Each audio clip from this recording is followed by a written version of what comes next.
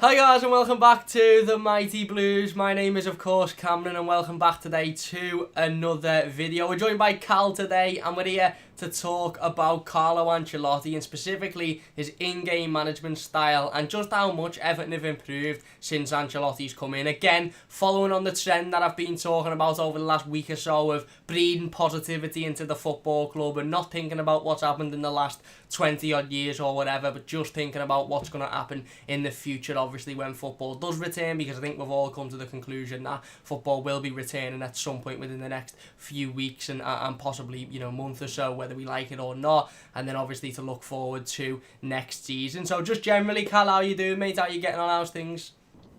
I'm good, mate. It's been tough, being in lockdown for so long, but it's just we're getting used to it. What about you? Yeah, I'm the same, mate. I'm the exact same. It's not great, especially on days like this and yesterday when the weather's absolutely beaming and you just want to be sat outside or down the pub in the beer garden. But, hopefully if we stick to it and we carry on just staying at home, for as long as we're told to, then hopefully we'll be able to get some of those days in the near future. So Carlo Ancelotti, then, do you remember the day that he got announced? Do you remember how you felt on that day? Obviously, we'd come out of the back of a sort of, I'd say, roller coaster run for Marco Silva at Everton. There were some good times, there were some bad times, but ultimately, he failed at the football club. So do you remember how you feel when Carlo Ancelotti was introduced and was announced as the new Everton manager? Yeah, it was Arsenal at Goodison in December. We just had, in my opinion, a very good spell under Duncan. He brought everything back to Everton, and I always remember just sat inside the stadium and outside the stadium, and you just hear. My brother just turns around and goes, we've got him. We've actually got Ancelotti. And I stopped for about 10 seconds, looked at him, and just started shaking. Because just to hear them words, Everton have got a Champions League winner. He's went to pretty much every league and won that league. He's a serial winner. And to find, Silva, Koeman, they were all managers with good potential, but never really. I wouldn't say, they were experienced enough for where we wanted to get, which was top four. Yeah. But this man will get us top four, and this might be going a bit top. Maybe not next year, maybe we'll get top seven, but we're going to get top four. He's going to turn us into a real powerhouse, like we were, because, he's not going to go wrong. Like, people said to us, look at his time at Napoli, but all that went wrong with Napoli was the ownership, but you know what? The Reds are saying, all he'll do is win you an FA Cup, but if that's all he's going to do and get us Champions League every year, fair enough, I'm glad winning the FA Cup and finishing fourth every year. That's it, mate. Will they do Arsenal? I'm not bothered. That's it, mate. It's more than the previous managers have done, certainly since, Joe Royle. Obviously, we know last week, or I don't know when this video is going to come up, but at the time of recording, yesterday it was the 25th anniversary of the FA Cup win, and obviously that was a very bittersweet day because it was fantastic to look back on the memories and what seemed to be a fantastic day, but then obviously the bitterness comes in when you realise that, we haven't won a major honour since. But I completely agree with you, mate. I think you're absolutely spot on. I said yesterday on the live stream, I've never been as confident in Everton before in my entire life as that I am now. We've got, like you mentioned, a serial winner, a manager that's not only won Champions Leagues everywhere he's been, and he's won the league title in 4 of the 5 top leagues in the world, 4 of the 5 elite leagues, if you like. He's won world's best coach a number of times, and he's a manager that we'll go on to talk about managerial style in a moment, but really resonates with Everton fans, I think, and it's not. It's fantastic having a manager with the credentials that Carlo Ancelotti's got, and it's absolutely brilliant that we've got a serial winner, and in my opinion, one of the best managers to ever live and to ever manage in this game. But it was also very, very important that we had a manager that could come in and resonate with the fans. You're spot on about Duncan Ferguson there. One thing Duncan did do is he breached that gap between, in modern day football, where usually now you've got your players, you've got your manager, and then you've got your fans, and it's very, very easy for that relationship to get mixed up and for it to almost appear like there's no relationship there because of the money in football these days and the celebrity status that footballers have. And Duncan Ferguson come in and the running up and down the touchline, the screaming his head off when we scored, the emotional interviews where he was nearly drawn to tears. It all resonated with the fans, and it showed that Duncan Ferguson was just an Evertonian, so, was one of our own, sorry, not just an Evertonian, was one of our own, which obviously meant that the wins and the results and the celebrations meant a lot more than they probably would with another manager, and it was important that when the next manager come in, i.e. Carlo Ancelotti, they had that connection with the fans as well. Ancelotti spoke fantastically about Everton Football Club in almost every interview he's had.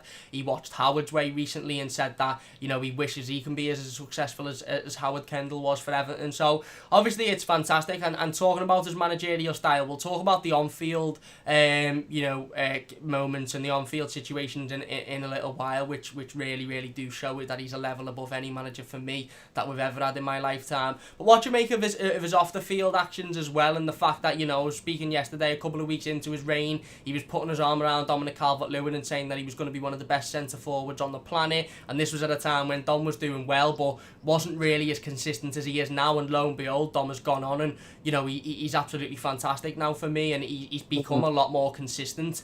What do you make of having a manager that does just put their arm around players and give them a little bit of a confidence boost? Even somebody like a Carlo Ancelotti, who obviously can see that there's holes in this team and that there's certain players that aren't good enough. It's much more important, and it's much better for me to have a manager that's, you know, got that connection with the players and has that respect for the players than somebody like a Ronald Koeman, for example, who was known to disrespect the players at times and to not really, you know, take into consideration their feelings, if you like, as human beings.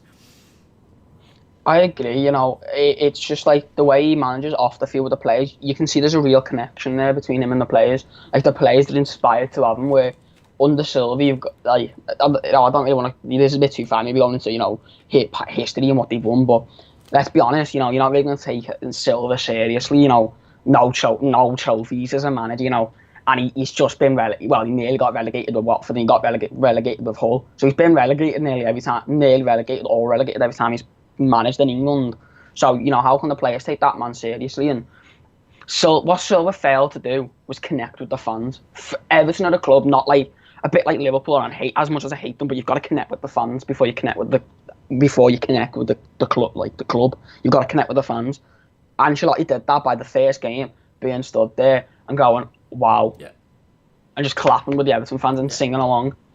Koeman, what went wrong with Koeman was the way he treated players. Look at the way he treated Nias, and then you look at Carlo. He's subbing off players and bringing on Nias in games, you know. Yeah. So, he's giving players that we're never going to play under Silva, Koeman, and he's actually starting them and giving them game time. And even though we know what's going to happen with Nias, he's probably going to get let go, but he's giving them game time. Cuco Martinez, he's probably the worst signing we've ever made. Ancelotti's literally putting him on the bench. He's giving all these players time, and he's rotating the squad, which means players' confidence is high, players' morale is high. And I think for the first time since David Moyes, everyone's on the same page. All the fans, there's no controversy about this player should go, or, you know, my situation on Keane, but pretty much, you know, I like the lad, but yeah. But the fans are all on the same page. But we love the players. We love Everton again. Yeah. We actually love, and we're proud to say we support Everton again. Yeah. Because we've got the best man, in my opinion, one of the best, if not the best manager in the Premier League right now. Yeah. For he's won. Yeah. No, I agree, spot on, and you made a fantastic point that there wasn't that connection there under Marco Silva, and it almost felt like Marco Silva he just didn't have the experience. He just didn't. I just don't think he had the CV to turn around to footballers that are getting paid 160 grand a week and basically be able to sit down and really grill them and them listen to him. And again, you know, the players seem to really respect Marco Silva, and that's fair enough, but ultimately his faults, you know, come at his inexperience and the fact that sometimes he just didn't know what to do. Carlo Ancelotti, we know, is going to know what to do in pretty much every single situation he's faced with, because I can't imagine there's many situations that he's going to be faced with that he hasn't been faced with before. Whilst at Everton, yes, okay, it's, you know, it's very different to any other job he's ever taken, and it's going to be a much harder battle to push Everton to becoming one of those top 4 clubs, or one of those clubs that are challenging for the Champions League or challenging for the Premier League title, and that's fair enough, and I understand that it's going to be a lot tougher for Ancelotti. But that's one thing I don't want to say surprised with, because I didn't think that Carlo Ancelotti was, you know, a bad man manager, or a little bit like Ronald Koeman where he disrespect players, but I just didn't realise how much of a connection that he did have with his players. And then, you know, when he was appointed as Everton manager, you heard the likes of Frank Lampard come out and say he's the best man manager manager he's ever worked under. Like you said there, he's given opportunities to Umar Niasse, he's given opportunities to Cuco Martina, and we know that there's a list of players in that Everton squad that won't be there next summer, or this summer, sorry, for next season, and Niasse and Martina are probably two of them. But you know, you'll never hear Carlo Ancelotti talk negatively about a player. You'll never hear him talk negatively in the press about a player. Now, don't get me wrong, Carlo Ancelotti come out a couple of weeks ago and said that he really likes Gylfi Sigurdsson and he thinks he's doing well in the position that he's doing, you know, he's playing in. Now, I think that Carlo Ancelotti might just be trying to blow a little bit of smoke up Sigurdsson's arse there and give him that little bit of a confidence boost. And I don't mind that, because if you're going to go out and you're going to say that and Gylfi Sigurdsson's going to look and go, fucking hell, Carlo Ancelotti's saying that about me, maybe I need to work a little bit harder because maybe I haven't been working as hard as I can be, or maybe I need to take a few more risks. If Carlo Ancelotti's putting his arm around Sigurdsson and going, listen, you're a very good player and I'm happy with your performances, but have a shot every now and then from 20, 30 yards, you've got the quality. If that's all that needs to be said for Sigurdsson to get back to his form from last season, I'd have no problem with keeping him, because Sigurdsson last season was one of our best performers. This season, for whatever reason, it hasn't worked for him, but I'm quite happy that Ancelotti's took the positive route with him rather than saying, you're shite and you're going in the summer. Now, don't get me wrong, Ancelotti might still turn around in the summer and say, listen, you're not good enough, you know, you're going to have to leave. But that conversation, I can imagine, will go like, listen, it hasn't worked out for you, we're going to have to sell you, shake your hand, thank you very much for your time. And that's the respectful way of doing things, that you can be respectful and make hard decisions at the same time. Ronald Koeman made tough decisions but was massively disrespectful whilst doing it, and at the time I think Evertonians sort of mistook it a little bit for having a backbone and being a hard manager and being like, yeah, go on, you tell Niasse he's not good enough, and that ultimately was just a big negative spiral and it didn't work for the club. But Ancelotti seems to be doing it in a positive vein, and like I said, even the players that you look at and think, how are you playing for Everton Football Club, he's still complimenting on them. And I think that's what I think. Go on. What I think cost Koeman was the way he sold Lukaku. Obviously, as fans, we knew it was going to happen, so, and it didn't surprise. But what lost us was when he sold him and didn't replace him. Come on, you have to replace a player like Lukaku. Yeah. Someone who's getting so many goals. Because I still don't think we have got a replacement for Lukaku. Because the Richarlison's don't get me wrong, Richarlison one of the best players, one of the best Brazilian players in the league, if not the best outfield player. He's world class, he honestly is. But he isn't a goal scorer like Lukaku. Lukaku would get 15 or 20 plus every season. Yeah. And when you lose that, we didn't. I don't think fans expected it to hit it as hard as it did. Because that's the only season. Because I was confident this season that would stay up, but that season when we lost Lukaku, I thought it's over. We're gonna go down. Because the football we were playing, and he was clueless. Like, that's the problem. He did have no tactics. His only solution was kick the ball up to Lukaku and we'll score. Yeah. That's literally what happened every game. Yeah. And the way he treated Morales was disgusting. Someone who had worked us, so yeah, his attitude was horrible, but the way he worked for us, he was one of our best players, and we just sold him. And the way we sold Barkley broke my heart. I hate him for the way he left, but I'd take him back in a heartbeat because he bleeds Everton. He really does. Yeah. Fair enough, and listen, I agree. I think losing somebody of Lukaku's quality and Lukaku's ilk is always going to be massively difficult to A, replace, and B, be able to deal without him. And ultimately, you're spot on, we didn't replace him. We brought in a striker from Spain who ultimately, didn't do the business, and then we've struggled ever since then to find that consistency. And you're right, Richarlison, is probably the player that people compare to a Lukaku in terms of direct replacement. But I agree, I think Richarlison is absolutely fantastic and world class. But you're right, he's not a spot on, out and out, consistent 20-25 goal a season goal scorer that Lukaku was. But on the flip side, Richarlison probably does a bit more. Well, he does do a lot more defensively and running around and off the wing and stuff that Lukaku done. You're right, but no, I agree 100%. You're spot on, and again, that was a point where I think we still probably haven't replaced that natural goal scorer that we had in Romelu Lukaku. And I think, listen, it's fantastic that Richarlison and Dominic Calvert-Lewin are doing as well as they're doing, but they haven't got that natural ability that Lukaku had when he come in at 18, 19 years old, and you could see within his first season he just would score goals. No matter what game you put him in, what situation, he'd just score goals. So obviously moving on then to Ancelotti's on-field decisions, or obviously off-field decisions because he doesn't play, but you know what I mean. We come off the back of having a manager in Marco Silva who was criticised heavily during his time at Everton for poor substitutions, for poor tactics, for a poor formation. We played obviously the dreaded 4 4-2-3-1 was it, or 4-3-2, whatever, however you'd describe it, 4-2-3-1 I think it is. We played that for pretty much the entirety of Marco Silva's reign. He was adamant that he wouldn't play two strikers because it doesn't work. He played Richarlison off the wing, he played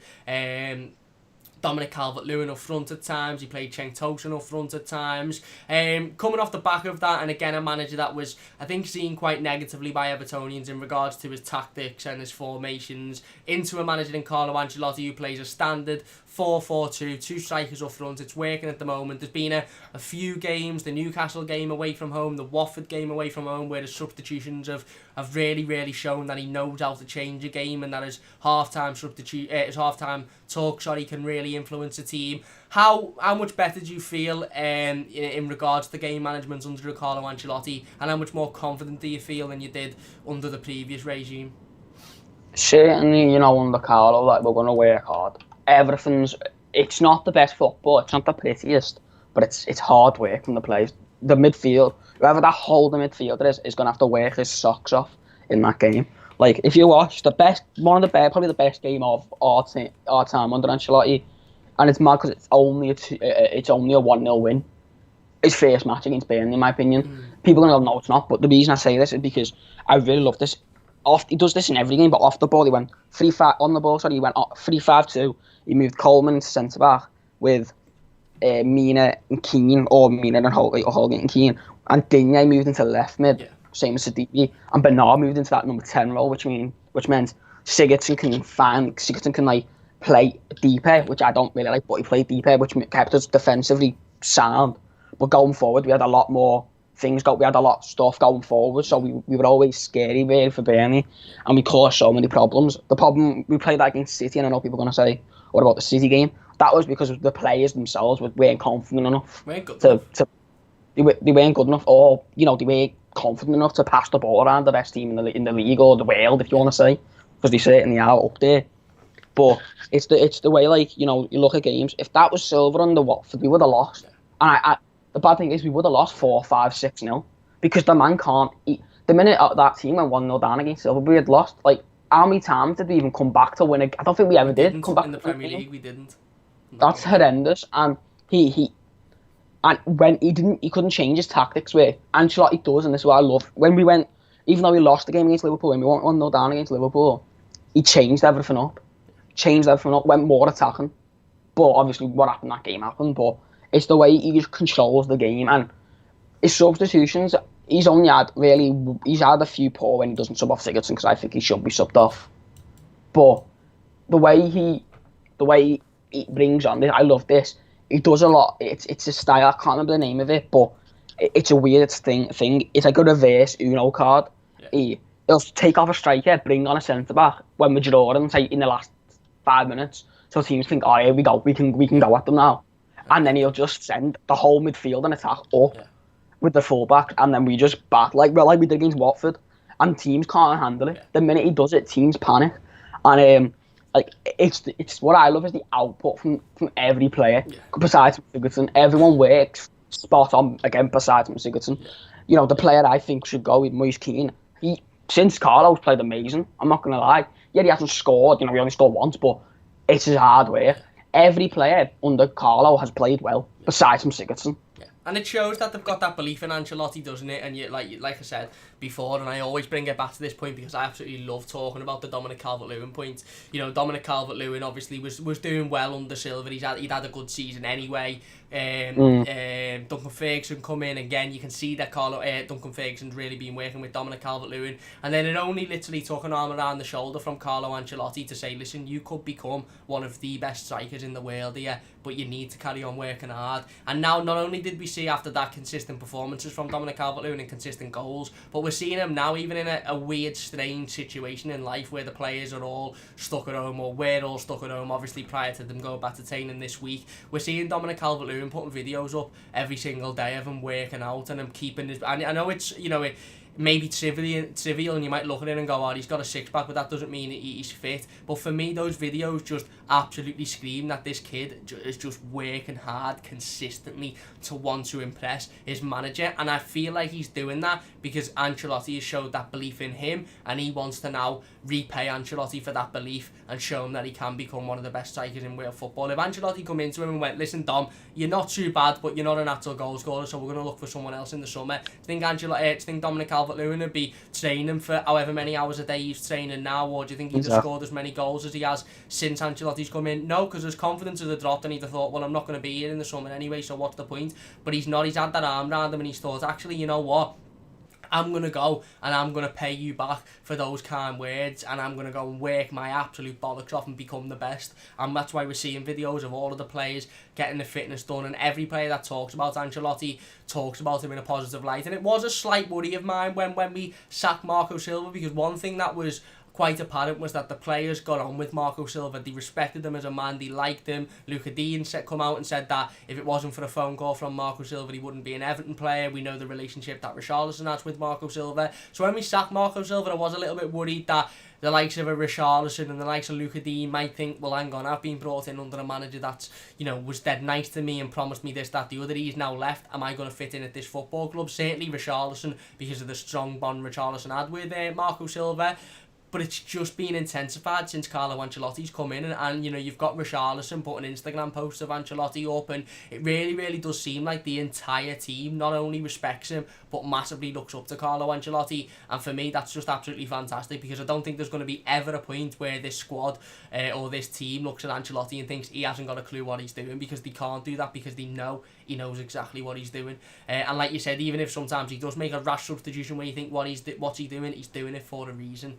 And that's because his on-field tactics are usually spot on. And you're right there, Cal, to bring up the Burnley game. I remember I was at that Burnley game, and it was one of the most frustrating games of football I've ever watched, because they just sit 11 men behind the ball and say, run at us all game. And I remember thinking at 60, 70 minutes, are Everton going to do an Everton here and just give up and think we can't break them down, so we'll just sit off for the last 20 minutes and we'll just take the draw? But we didn't. We carried on. We pressed, and we didn't get the goal until quite late on. I remember, you know, we scored quite late on, and then after that, then I think we had another couple of opportunities that we probably should have put away, but we carried on pressing, like you mentioned with the Watford game, Cal. Under Marco Silva, we don't win that game. We do not win that game whatsoever. We go 2-0 down. You know, Mina brings us back to 2-2, and then ultimately we push on and we win the game in the last seconds. I believe we had 10 men on that day as well, if I remember rightly. Yeah, exactly. So, and it's that mentality, and Ancelotti was quite clear in one of his press conferences. He said he doesn't think he's changed the mentality of the football club, but I think maybe subconsciously, maybe unintentionally, the players' mentality has changed now that they're being managed by Carlo Ancelotti, and that's obviously shown. So the future then, to look forward to the future, obviously football will return in the next couple of weeks. We know that because the players are back in training and the Premier League are desperate to bring it back. How excited are you for the future under Carlo Ancelotti? How excited are you? You mentioned there that you believe we're going to be, you know, in the top four and winning trophies in the next couple of years. I do as well, to be honest with you, mate. I said it last night, I don't know if you caught the live team, but I said within the next 2 years, Everton will have won a trophy under Carlo Ancelotti. I'm that confident, and I know we've said it before under various managers, but again, post Joe Royle, post David Moyes, post Joe Royle, we've had David Moyes, Roberto Martinez, Sam Allardyce, Ronald Koeman, and Ancelotti, and Marco Silva, sorry, not including David Unsworth spells. Out of those 5 managers there, David Moyes, Martinez, Koeman, Allardyce and Silva, only 1 trophy have been won in England out of those managers, and that's obviously Roberto Martinez won the FA Cup with Wigan, not counting David Moyes' Charity Shield win, because it doesn't count. And you know, David Moyes was very good for Everton, but only one of those managers have won a trophy. Carlo Ancelotti, when he was at England, I think he won the double at Chelsea, won the league and the FA Cup, so we should be excited for the future. So how are you feeling, obviously, for, let's say, the beginning of next season and starting from next season, because I think we can all agree that the end of this season is probably just going to be a little bit of a write-off. Yeah, I think with Ancelotti this season, it was just about being calm with him and understanding that it must be really hard coming into a team that's not, you know, I can't believe I'm saying this after spending so much money. It's not even, I wouldn't even say top 7 worthy with a lot of the players we have. Yeah. And the fact that, and I think that it's about next season, about who we bring in. Because we all know he's going to bring in at least one world-class player. We know that's going to happen. Because he's too big of a name to not. Yeah. And I think he's already got a list of who he's going to sell. Yeah. And I think you will see players like Calvert-Lewin. I think Calvert-Lewin, this is his time now. He's going to become a 10 plus, 15 plus goal scoring a season striker now. And I think that Charleston's going to grow more. Yeah. So I think next season we'll get 6th or 7th, and then the season after that we'll get 4th and then 4th, and maybe even push for the title one day. Because look at Chelsea after they sacked Mourinho. Yeah. People thought they're never coming back. Yeah. And he went and won the league with them and played probably the best football anyone's won, besides from City, the best football a Premier League winning team has ever played. You know, he was beating Wigan 8-0, Sunderland 7-2. This man knows what he's doing. Yeah. Unlike the last few, he's a winner. Because Moyes was never a winner. Moyes' goals to get 7th or 8th or 9th. Keepers in the top 10, we're happy. Koeman didn't have a clue what he was doing. Silva was clue. Allardyce, was just the worst time. The less we talk about that, the better. It was just a weird time. Yeah. But everything's looking up. The only thing that's looked bad is Sigurdsson. That's literally it. And I don't like going at the lad, but the man's awful. Like, I can't believe how big of a decrease he's had since last season. How do you go from scoring 14 goals last season and getting like 7 assists to 1 goal and like 2 assists? How does that even happen? Yeah. No, I agree, and you're spot on there about Ancelotti. He knows what he's doing, and he will have a list, and we mightn't know the list. And you know what? I am absolutely 100% content and fine with not knowing that list. No, we don't need to know. The Liverpool Echo don't need to know. Twitter doesn't need to know. The media doesn't need to know. Carlo Ancelotti and his team and Marcel Brands, they need to look at this squad at the end of this season, and I dare say they've already done this during this lockdown period. They need to look at this squad and think, right, okay, X, Y, and Z are top quality players, and we want to build a team around them, and I'm assuming that'll be Holgate, Richarlison and Calvert-Lewin. So-and-so is maybe got a little bit of potential and could stay, Moise Kean maybe, and then there's a certain amount of players, 4, 5, 6 players that just need to go, and I don't mind not knowing who those players are until the day that it's announced that they leave Everton Football Club, because again, we announced the Hummel deal yesterday, and that was something that was briefly rumoured a few months ago, but there wasn't really any solid rumours that, you know, from a few months ago, Everton had extended their partnership with Umbro. Very cleverly, Everton inserted a clause in there that stated if we were to get more money from somebody else, we could leave. And then yesterday it was announced that we'd signed a partnership with Hummel. So again, if we adopt the same sort of business model with transfers, and one day we wake up and, I don't know, a Sigurdsson or a Delph or an Iwobi has left the football club because Carlo Ancelotti didn't deem them good enough, I'm absolutely fine with that. But you're spot on, you know, he knows who he can trust, or rather who is good enough to lead this team going forward. And he'll also have a list of contacts and a list of players who he knows could come in and improve this team. And again, I've got so much confidence in Ancelotti to say to Marcel Brands, I know a certain player in Italy, or I know a certain player from my time in Spain who'd be absolutely perfect for this Everton team and what we need, and that's why I've got so much confidence with him going forward. So we'll leave it there then. If you have enjoyed the video, please do hit that like button. It does only take a second. I'll leave Cal's Instagram and Twitter if he wants me to in the description down below. Don't forget to go and check him out. Massive thanks for coming on, Cal. Really do appreciate it. Have you got anything to say before we finish up? Nah, just looking you up, and we'll all be back to normality soon, very soon, and you know, just stay safe, really. There you go. That's it. Stay safe, everybody, and of course, like Cal said, this will be over soon, and we'll be back to normality, and we'll be back to watching Carlo Ancelotti's Hummel wearing Boss Blues battering teams left, right, and centre. If you've enjoyed the video, please do hit the like button, subscribe to the channel if you're new. Don't forget to follow us on Twitter as well as Cal down in the description below. We'll be back for another video very, very soon. Cheers for watching, and I'll see you soon.